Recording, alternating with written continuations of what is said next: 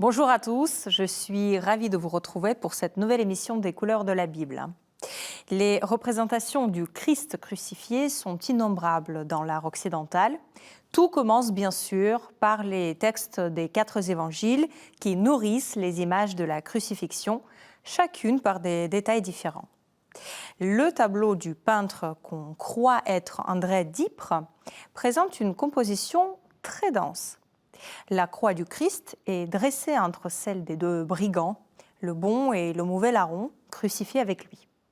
L'un s'est moqué du Christ alors que l'autre l'a reconnu et a reçu la promesse de Jésus d'être au paradis le jour même.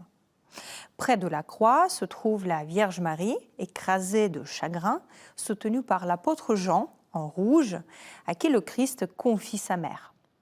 L'évangile de Jean indique la présence de plusieurs femmes au moment de la crucifixion, dont Marie-Madeleine. Alors serait-ce elle envers qui aide la Vierge ? Marie-Madeleine est reconnaissable dans la peinture grâce à ses longs cheveux blonds que l'on aperçoit ici sous sa coiffe blanche. Alors, sous la croix, à côté de Marie et de Saint Jean qui pleurent de tristesse, 3 soldats jouent au dé pour choisir celui qui gagnera la tunique du Christ, étalée sur le sol. Leur préoccupation nous paraît bien futile par rapport à la grandeur de l'événement qui se produit ici. Le peintre représente ainsi des événements qui précèdent ou suivent la crucifixion. À gauche, c'est la montée au calvaire, avec le Christ qui porte sa croix en sortant de Jérusalem. À droite, c'est la descente dans les limbes qui a lieu entre la mort et la résurrection de Jésus. Il est vêtu d'un manteau blanc et ouvre la porte des enfers pour libérer les âmes des justes. Le Christ apparaît donc 3 fois dans le même tableau, avant et après sa mort, dans des épisodes successifs, un peu sur le principe de bande dessinée. Une vision étonnante se déploie à l'arrière-plan à droite. Un effroyable démon surmonte une poêle posée sur le feu où brûlent les âmes des damnés. Le tableau, divisé visuellement en 2 parties par la croix du Christ, montre un jeu de symétrie. L'enfer à droite correspond à Jérusalem à gauche.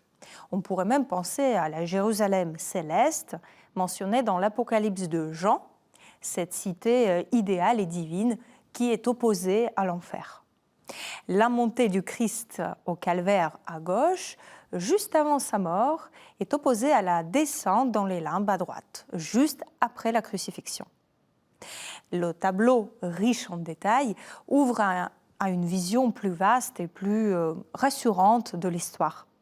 La douleur du sacrifice christique est déjà atténuée pour le spectateur par la joie des âmes sur le point d'être sauvées. Un autre type de tableau, au contraire, met l'accent sur la souffrance du Christ pour un impact visuel plus fort. C'est le cas du tableau de Matthias Grünewald, peintre du début de la Renaissance germanique. Profondément spirituel, Grünewald ne peint que des sujets religieux dans un style très personnel et mystique. Le Christ se détache sur le fond d'un ciel bleu verdâtre dans une atmosphère inquiétante. Les voleurs crucifiés et la foule ne sont pas là. Le peintre ne garde que la Vierge Marie, Saint Jean l'Évangéliste et Marie-Madeleine agenouillée. On aperçoit l'éclipse du soleil dans le ciel, suivant le texte de Luc qui parle de l'obscurité descendue sur la terre. Le corps du Christ, mutilé et décharné, frappe par son réalisme cru. Ses pieds tordus, ses blessures, l'expression de son visage témoignent de la douleur physique qu'il a endurée.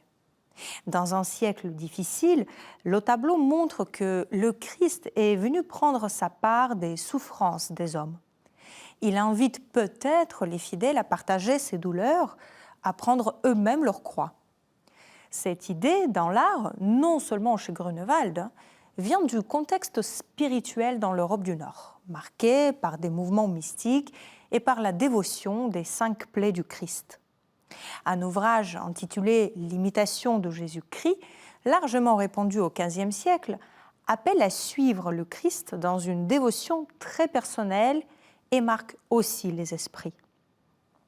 La peinture, comme un miroir sensible des mœurs de la société, reflète ces idées.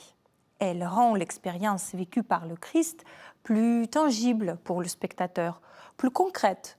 Et comme écrit Umberto Eco dans son Histoire de la laideur, la peinture célèbre dans sa souffrance l'humanité du Christ.